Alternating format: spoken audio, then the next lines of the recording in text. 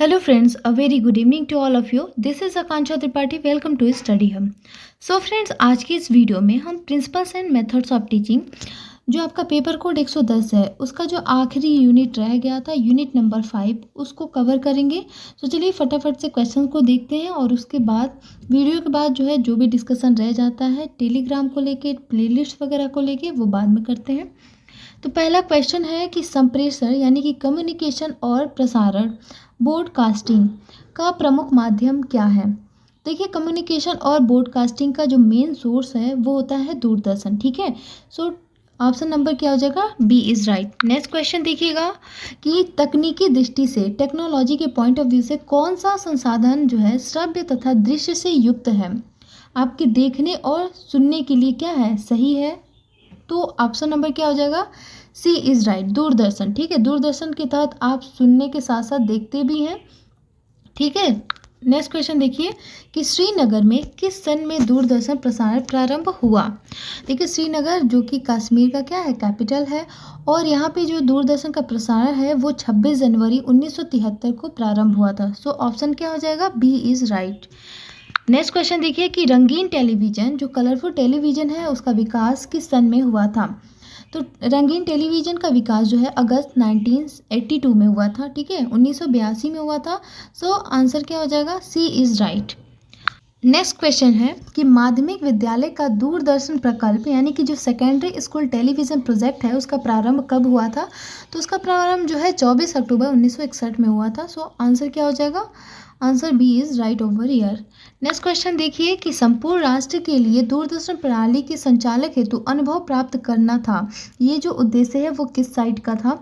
तो ये साइट 1975 का उद्देश्य था कि संपूर्ण राष्ट्र के लिए दूरदर्शन प्रणाली के संचालक हेतु अनुभव प्राप्त करना। ओके, अगला क्वेश्चन देखिए कि भारत राष्ट्रीय उपग्रह यानी कि इंडियन नेशनल सैटेलाइट को किस तारीख तथा किस सन में कैंप कैनेडी से प्रक्षेपित किया गया। ठीक है, तो जो आपका भारतीय राष्ट्रीय उपग्रह है जो इंडियन नेशनल सैटेलाइट है वो 10 अप्रैल 1982 को लॉन्च किया गया था कैंप कैनेडी से। सो आंसर क्या हो जाए, ए इज़ राइट। क्वेश्चन देखिएगा कि इनसैट किसका संक्षिप्त रूप है। अभी आपने पढ़ा कि इंडियन नेशनल सैटेलाइट को ही हम इनसैट संक्षिप्त रूप में कहते हैं। सो आंसर क्या हो जाएगा, ए। अगला क्वेश्चन देखिएगा कि इनमें से कौन सा दृश्य सहायक सामग्री है। आपको पता है कि दृश्य सहायक जिसको आप देख के सीखते हैं, जैसे कि चार्ट हो गया, चार्ट क्या होता है, दृश्य सहायक सामग्री है। ठीक है, ऑप्शन नंबर बी जो है नक्शा मॉडल वगैरह ये क्या होता है, दृश्य सहायक सामग्री होता है। श्यामपट भी क्या है, दृश्य सहायक सामग्री है। सो यहाँ पे आंसर क्या हो जाएगा, डी इज़ राइट। अगला क्वेश्चन देखिएगा एडुसेट में है। अब देखिए एडुसेट क्या होता है, ये एक एजुकेशनल सैटेलाइट होता है और ये जो है इसमें टोटल 24 चैनल्स होते हैं। ठीक है, सो आंसर क्या हो जाएगा, ए इज़ राइट। अगला क्वेश्चन है आपका कि कंट्री वाइड क्लासरूम कार्यक्रम प्रारंभ किया था।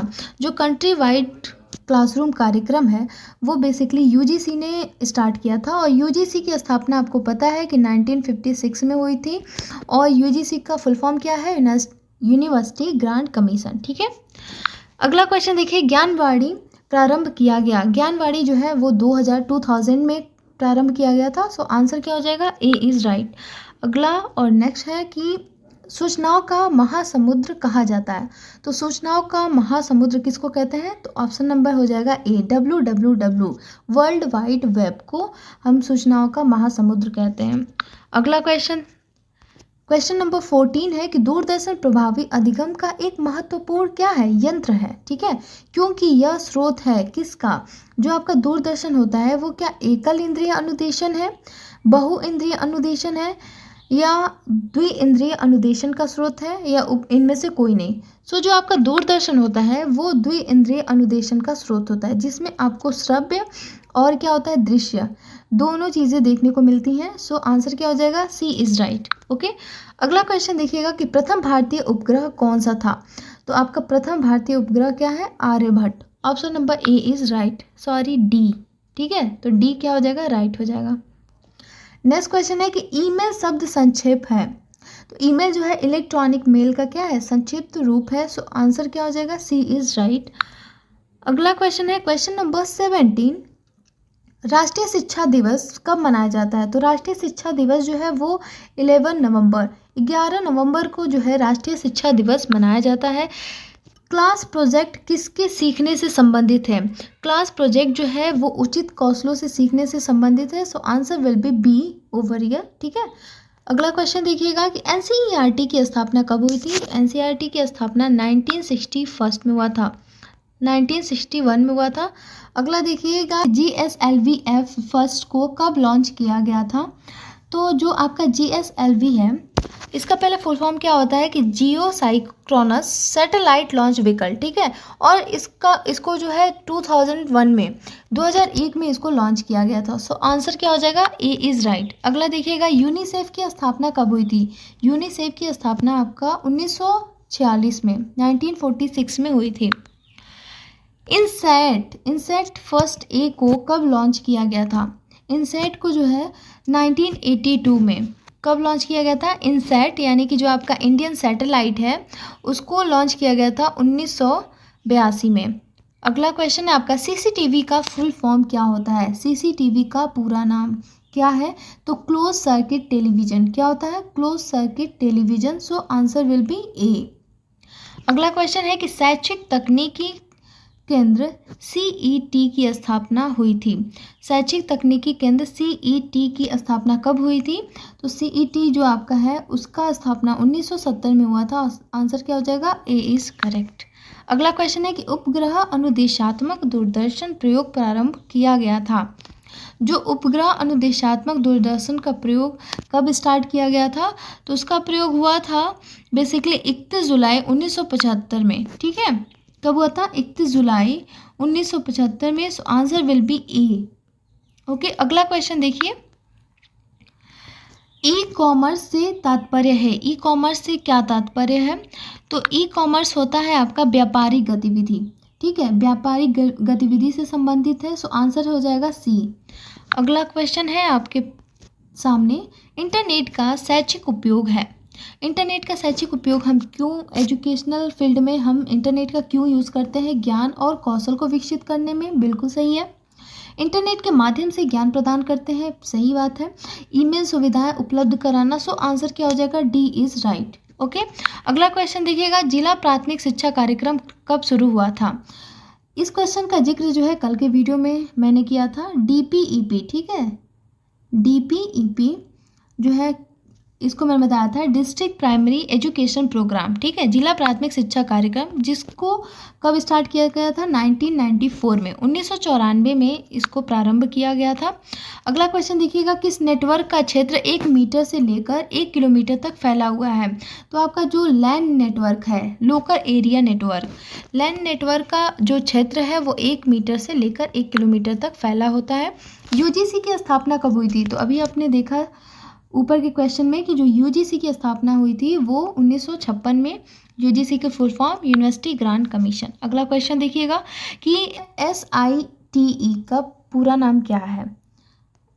SIT और E का फुल फॉर्म पूछा जा रहा है। तो satellite instructional television experiment. Okay, तो आंसर क्या हो जाएगा? ए इज़ राइट। अगला क्वेश्चन देखिएगा, IGNOPU का फुल फॉर्म क्या होता है? तो आपको पता है कि इग्नू। ठीक है, यहाँ पे इग्नू की बात की जा रही है, जिसकी स्थापना 1985 में हुई थी। ठीक है, और इसका जो फुल फॉर्म होता है Indira Gandhi national open university. ठीक है, इग्नू की फुल फॉर्म क्या है? Indira Gandhi national open university. Okay, अगला क्वेश्चन देखिएगा, इग्नू के प्रथम कुलपति थे। इग्नू के जो प्रथम कुलपति थे वो थे प्रोफेसर जी रामा रेड्डी। अगला क्वेश्चन है कि डॉक्टर भीमराव अंबेडकर मुक्त विश्वविद्यालय कब स्थापित हुआ था या कहाँ पे पूछा जा रहा है? तो देखिए, भीमराव अंबेडकर जो कि पहला विश्वविद्यालय मुक्त विश्वविद्यालय जो हमारे भारत में ओपन हुआ था, कब? 1982 में आंध्र प्रदेश में हुआ था। ठीक है, तो आंसर क्या हो जाएगा? B is right. ओके, अगला क्वेश्चन देखिएगा कि प्रथम पत्राचार पाठ्यक्रम निदेशालय की स्थापना कब हुई थी? तो प्रथम पत्राचार निदेशालय जो है 1977 में। ओके, 1977 में स्थापना हुआ था इसका। अगला क्वेश्चन है कि इंदिरा गांधी राष्ट्रीय मुक्त विश्वविद्यालय का मुख्यालय कहाँ है? इग्नू का मुख्यालय कहाँ है? तो नई दिल्ली में है। Answer is C. अगला क्वेश्चन है कि भारत में शैक्षिक दूरदर्शन की शुरुआत कब हुई? तो भारत में जो शैक्षिक दूरदर्शन है उसकी शुरुआत जो है 1959 में हो गई थी। सो आंसर क्या हो जाएगा? B is right. अगला देखिएगा, साइट के कार्यक्रम कब प्रारंभ किए गए? तो साइट का कार्यक्रम जो है 1975 में प्रारंभ हुए थे। So answer A is right. EDUSAT स्थापित किया गया। अभी आपने एडुसेट के बारे में देखा कि इसमें 24 चैनल होते हैं। वो क्या है? एजुकेशनल सैटेलाइट है जो प्राथमिक शिक्षा वगैरह को और जो उच्च शिक्षा हायर एजुकेशन है उसके लिए ये इसकी स्थापना की गई थी। सो यहाँ पे क्वेश्चन पूछा गया है कि एडुसेट कब स्थापित हुआ था? तो 2004 में। ठीक है, 2004। Answer will B D. अगला क्वेश्चन है कि भारत का प्रथम शैक्षिक रेडियो स्टेशन स्थापित किया गया। तो भारत का प्रथम शैक्षिक रेडियो स्टेशन कहाँ पे स्थापित किया गया था? तो आपके मुंबई में किया गया था। Answer will be C. Next question है कि यूजीसी कार्य करती है। जो यूजीसी है यूनिवर्सिटी ग्रांट कमीशन। ठीक है, तो जो यूनिवर्सिटी ग्रांट कमीशन है वो क्यों काम करती है? किसके लिए? प्राथमिक शिक्षा के लिए, माध्यमिक शिक्षा के लिए, या फिर उच्च शिक्षा के लिए, या शिक्षा के अधिकार के लिए? तो ये बेसिकली जो है आपके हायर एजुकेशन के लिए काम करती है। सो आंसर क्या हो जाएगा? सी इज़ राइट। अगला क्वेश्चन देखिएगा कि निम्न में से किन्हीं गति निर्धारक विद्यालय कहा जाता है? किसे गति निर्धारक विद्यालय कहा जाता है? देखिए, गति निर्धारक विद्यालय जो है आपका नवोदय विद्यालय होता है। ठीक है, option number B is right. अगला क्वेश्चन है कि नई दिल्ली में कब राष्ट्रीय साक्षरता मिशन प्रारंभ किया गया? तो राष्ट्रीय साक्षरता मिशन जो है कब प्रारंभ हुआ था? देखिएगा, 1 जून 1992 में नई दिल्ली में राष्ट्रीय साक्षरता मिशन प्रारंभ हुआ था। ठीक है, तो आंसर क्या हो जाएगा? बी, डी के साथ जाएगा, 1 जून 1992। अगला क्वेश्चन है, कोटेशन आपके सामने स्टेटमेंट आ गया कि किसने कहा कि प्रणाली आयाम वह प्रविधि जिसका लक्ष्य होता है कि शिक्षा की अनुदेशात्मक समस्याओं के लिए वैज्ञानिक ढंग से एक मितव्ययी तथा अधिक प्रभावशाली समाधान प्रस्तुत करना। सो ये किसका स्टेटमेंट है? तो ये बेसिकली स्किनर महोदय का है। ठीक है, स्किनर सर ने बोला है कि जो प्रणाली आयाम है वो एक प्रविधि है जिसका लक्ष्य होता है कि शिक्षा की अनुदेशात्मक समस्याओं के लिए वैज्ञानिक ढंग से क्या करना है? मितव्ययी तथा एक प्रभावशाली क्या करना है? समाधान को प्रस्तुत करना। सो ये स्किनर का कथन है। क्वेश्चन है कि टेली कॉन्फ्रेंसिंग का लाभ। टेली कॉन्फ्रेंसिंग मैंने कल ही आपको समझाया था, दूर अध्येता के लिए प्रभावकारी होता है। बिल्कुल सही बात है।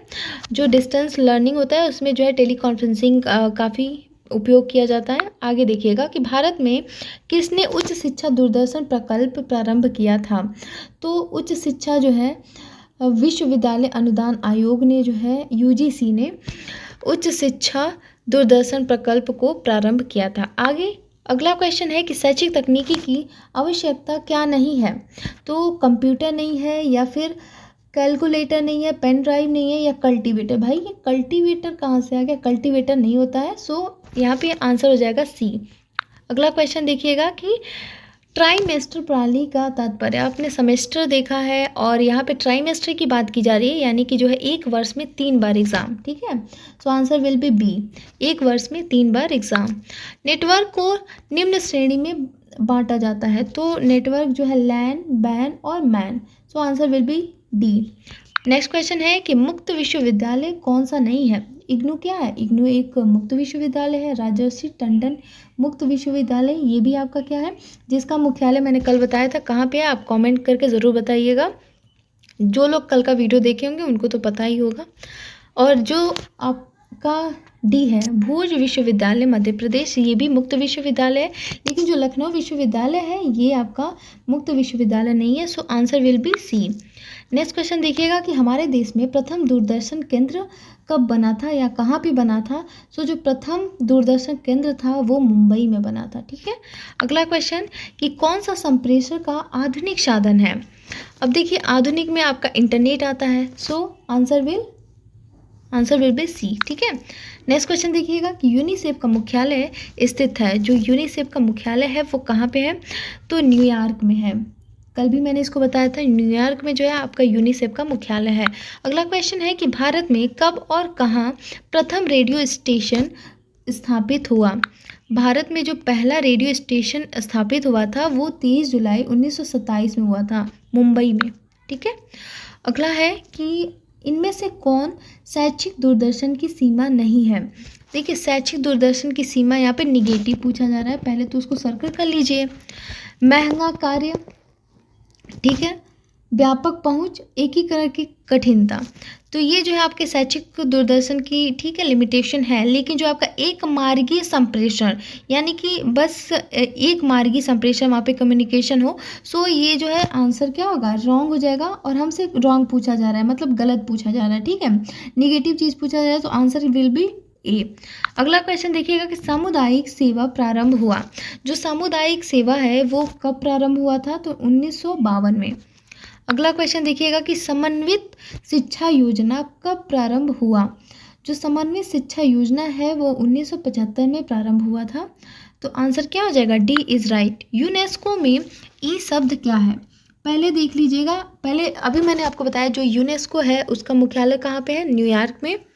और यहाँ पे पूछा गया है कि ई का क्या तात्पर्य है, यानी कि पहले आपको पता होना चाहिए कि इसका फुल फॉर्म क्या होता है। तो इसका फुल फॉर्म होता है United National Educational Scientific and Cultural Organisation, ठीक है, जो आपकी स्क्रीन पे शो भी हो रहा होगा। क्या होता है एक बार और देख लीजिए, United National Educational Scientific and Cultural Organisation, ठीक है। तो हमसे बेसिकली ई पूछा गया है, तो ई फॉर होता है educational, so answer will be B. Okay, next question है कि बच्चों के लिए मुफ्त एवं अनिवार्य शिक्षा के प्रति जो आपका एक्ट है वो कब अस्तित्व में आया था, ठीक है। तो वो जो है अप्रैल 2010 में। यहाँ पे आरटीई की बात की जा रही है, ठीक है, राइट टू एजुकेशन की बात की जा रही है। जो 2009 है वो खैर वहाँ पे तो प्रस्तावित हुआ था, लेकिन 2010 में जो है ये अस्तित्व में आया था, ये लागू हुआ था, ठीक है। तो आंसर क्या हो जाएगा, बी इज़ राइट। अगला देखिएगा कि निम्नलिखित में से किसने भारत में दूरस्थ शिक्षा के लिए बल दिया था? तो भारत में जो है दूरस्थ शिक्षा के लिए बल किसने दिया था? तो मुदालियर आयोग ने। मुदालियर आयोग का टाइम पीरियड क्या है, 1952 से 1953, ठीक है, जिसको माध्यमिक शिक्षा आयोग भी कहते हैं। अगला क्वेश्चन है कि यूनिसेफ की स्थापना निम्न में से किसके अभिकरण से हुई थी? जो यूनिसेफ की स्थापना हुई थी वो बेसिकली WHO की अभिकरण से हुआ था, so answer will be B. अगला क्वेश्चन है कि भारत में कब समन्वित बाल विकास योजना प्रारंभ हुआ था? तो भारत में जो है बाल विकास योजना जो है 2 अक्टूबर 1975 में, कब, 2 अक्टूबर 1975 को प्रारंभ हुआ था। सो आंसर क्या हो जाएगा, ए इज राइट। नेक्स्ट क्वेश्चन है कि नवोदय विद्यालय स्थापित है। जो आपका नवोदय विद्यालय है वो बेसिकली आपके जनपद मुख्यालयों पर स्थापित है, so answer will be C. Next देखिएगा कि निम्नलिखित में से एक अलग, यानी कि जो बेमेल है, जो डिफरेंट है, उसको आपको बताना है। देखिए, मुक्त विश्वविद्यालय, दूरस्थ शिक्षा या पत्राचार, ये सब डिस्टेंस लर्निंग के थ्रू आता है। लेकिन आपका जो विद्यालय है वो कक्षागत एजुकेशन होता है, ठीक है, क्लासरूम एजुकेशन है, so answer will B D. D जो क्या है, फीमेल है, बाकी सब क्या है, सेम। नेक्स्ट देखिएगा कि नवोदय विद्यालय की स्थापना कब हुई थी? जो नवोदय विद्यालय है उसकी स्थापना 1986 में हुई थी, ठीक है। जो आपका राष्ट्रीय शिक्षा नीति NEP जो आपका 1986 था, उसके थ्रू आपके नवोदय विद्यालय की स्थापना की गई थी। अगला क्वेश्चन देखिएगा कि समाज उपयोगी उत्पादक कार्यों यानी कि SUPW का मुख्य उद्देश्य क्या है? तो SUPW का जो मुख्य उद्देश्य है वो है कि सृजनात्मकता विकास करना, सो answer will B D. NCERT की स्थापना कब हुई थी? तो NCERT की स्थापना जो है 1961 में हुआ था। 1961 में जो है आपके NCERT की स्थापना हुई थी। अगला क्वेश्चन देखिएगा, इस क्वेश्चन है कि इनमें से कौन सा नवोदय विद्यालय की विशेषता नहीं है? तो रोजगार गारंटी बिल्कुल नहीं, ठीक है, और हमसे निगेटिव पूछा गया, तो आंसर नंबर ए सही, ठीक है। आवासीय, ठीक है, वो हॉस्टल जो है कॉलेज से होता है, ठीक है, और निःशुल्क होता है, गुणवत्तापरक शिक्षा होता है, तो बिल्कुल सही बात है। तो आपसे निगेटिव पूछा गया था, तो आंसर क्या हो जाएगा, ए इज़ राइट। रोजगार गारंटी, रोजगार के लिए शिक्षा नहीं दिया जाता वहाँ पे, ठीक है। अगला देखिएगा कि NCERT का पूरा नाम क्या है? तो NCERT का पूरा नाम क्या है कि राष्ट्रीय शैक्षिक अनुसंधान एवं प्रशिक्षण परिषद, ठीक है। तो आंसर क्या हो जाएगा, ए इज़ राइट। अगला और आखिरी है आज का क्वेश्चन, नवोदय विद्यालय के क्षेत्रीय कार्यालय हैं। नवोदय विद्यालय का जो क्षेत्रीय कार्यालय कहाँ कहाँ पे है? चंडीगढ़ में है, भोपाल में है, हैदराबाद में है, सो आंसर क्या हो जाएगा, डी इज़ राइट। ओके, तो बोलिए सत्यनारायण भगवान की जय।